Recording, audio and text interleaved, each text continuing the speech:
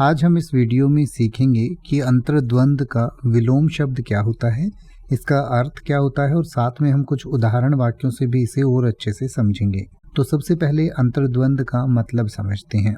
अंतर्द्वंद का अर्थ होता है आंतरिक संघर्ष या मानसिक संघर्ष, यानी कि जब आप अपने ही मन में किन्हीं दो विचारों को लेकर या एक से ज़्यादा विचारों को लेकर संघर्ष कर रहे होते हैं तो उसको अंतर्द्वंद की भावना कहा जाता है, यानी कि आप खुद से ही एक तरीके से लड़ रहे होते हैं। तो अंतर्द्वंद का विपरीतार्थक शब्द यानी कि विलोम शब्द होता है बहिर्द्वंद।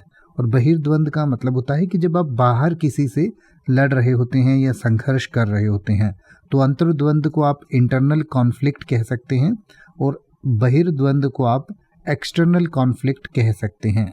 तो आइए अब हम अंतर्द्वंद और बहिर्द्वंद को कुछ उदाहरण वाक्यों से समझें।